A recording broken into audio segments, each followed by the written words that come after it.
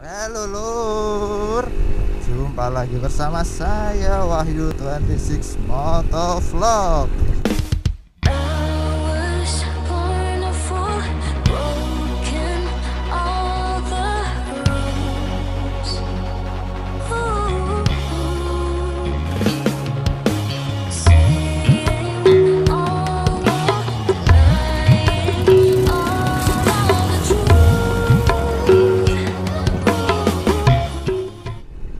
Oke, kali ini aku mau apa ya namanya ya? Aku mau review kelebihan dan kelemahan dari VR Cross X 150 dan juga sekaligus mau review kamera aku ini percobaan. Ois, aduh ukti.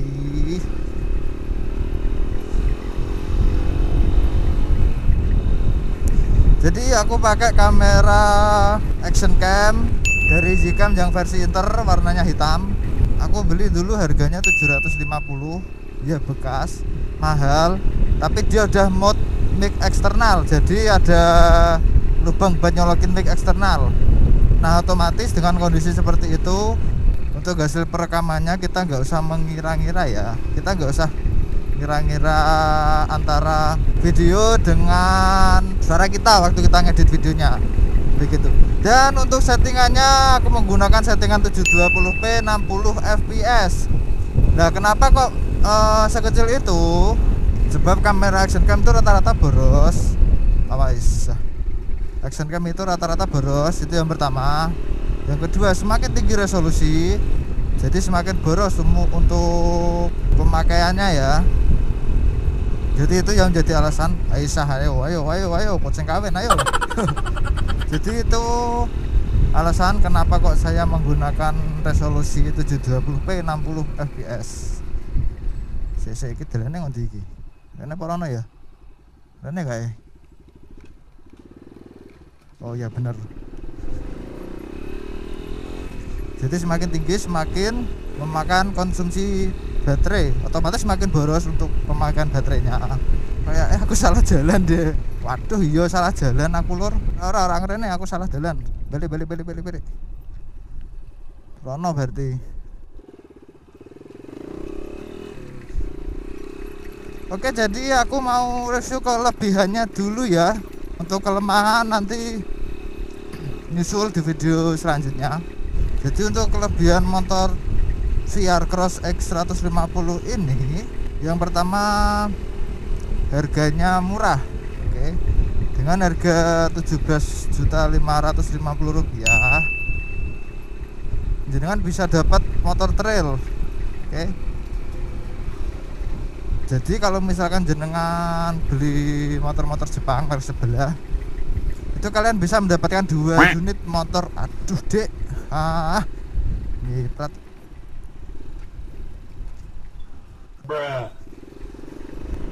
Oh wis nyiprat ora ngreteng. Oh dek segampang kuwi caramu. Jadi kalau misalkan jenengan mau beli yang produk sebelah, jenengan bisa dapat 2 unit motor ini, motor VR Cross X 150 ya. Tapi kalau misalkan jenengan minta yang range harga yang sama, misalkan katakanlah harga produk sebelah itu berapa ya, 35 jutaan lah, jenengan bisa ambil yang versi 250, harganya ya kisaran segitu. Kemudian kelebihan selanjutnya itu, dengan harga yang cukup murah, jenengan bisa mendapatkan motor trail dengan shock depan USD atau upside down, bukan US dollar ya. Kemudian kelebihan yang lainnya apa lagi ya? VR Cross X 150 menggunakan lampu sen baik depan maupun belakang dan juga lampu rem, jadi dia menggunakan LED. Kenapa kok saya kasih kelebihan? Karena dengan harga segitu, kembali lagi dengan harga yang cukup murah, VR menawarkan lampu sen depan belakang dan juga rem udah LED. Untuk kelebihan selanjutnya dari sistem bahan bakar ya. Untuk bahan bakar dari motor ini, dia cukup irit, sekedar perkiraan ya, seperti motor Beat yang di depan itu loh, Beat keluaran awal yang masih karburator. Untuk konsumsi bahan bakarnya kurang lebih seperti itulah intinya. Ya kalau taksiran saya sih sekitar 35 sampai 40 km per liternya. Cukup irit kalau menurut aku. Karena motor ini yang pertama dia menggunakan karburator. Yang kedua dia menggunakan mesin 150 cc. Bisa dibilang agak boros, bisa juga dibilang agak irit.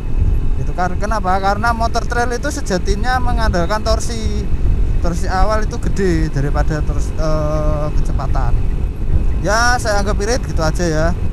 Kalau misalkan jenengan anggap motor ini boros ya kan, berarti Anda itu tipe orang yang pengguna motor bebek. Terus kelebihan yang lain apa lagi ya? Oh ini sistem bahan bakarnya. Dia menggunakan sistem bahan bakarnya itu karburator.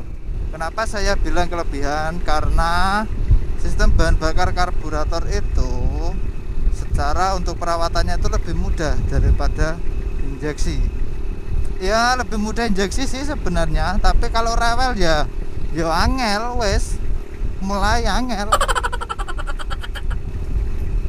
Sedangkan kalau karburator itu setiap bengkel pasti bisa. Oh terabas sih.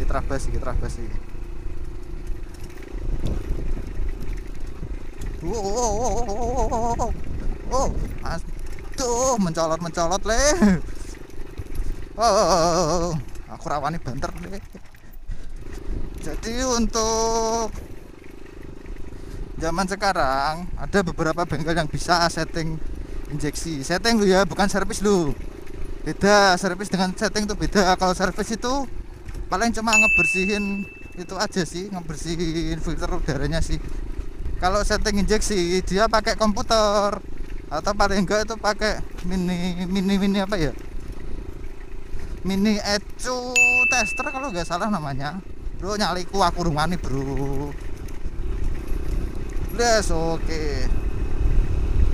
Tapi kalau setting karburator semua bengkel pasti bisa. Bengkel-bengkel motor pinggiran, apalagi yang dealer resmi itu pasti bisa. Nah terus untuk karburator kalau misalkan ada kerusakan, untuk cara ngatasinya itu cukup mudah.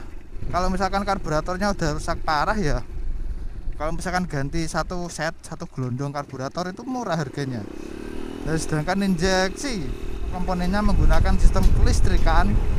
Nah kalau misalkan nih sebagai gambaran ya, kalau misalkan pompa bensinnya rusak, oke masih murah, paling cuma 500 ribuan. Itu perkiraan saya ya, mohon maaf perkiraan saya sekali lagi, karena saya belum pernah punya motor dengan injeksi. Sistem bahan bakarnya itu menggunakan injeksi, tidak pernah sampai sekarang. Itu kalau pompa bensinnya. Nah kalau misalkan ecunya wes kelenger we angel, kandenane angel, wes mulai mumet sirahe. Waduh dek malah di tutup kira wadi bingung aku. Pati kono berarti. Oh siap. Terabas lagi seluruh. Ya kalau misalkan jangan lihat kayak gini lah kondisi kerja aku, terabas-terabasan, makanya aku beli motor ini. Tujuannya ya seperti ini, isinya terabas-terabas tok. Kalau nggak terabas ya naik ke Gunung Muria lur. Waduh. Ini lewat mana ini? Kayak aku nyasar deh. Untuk kelebihan yang lainnya yaitu dari spare part. Untuk spare part mesinnya itu dia menggunakan basic motor GL atau Mega Pro Series. Nah otomatis kalau misalkan menggunakan spare part yang lainnya perawatannya lebih mudah dan juga semua bengkel bisa mengatasinya. Udah sih kayaknya cuma itu aja sih. Oke sekian dulu video dari saya. Apabila ada suatu kesalahan kata, saya mohon maaf yang sebesar-besarnya. Saya Wahyu26 dan sampai jumpa di video selanjutnya. Bye bye.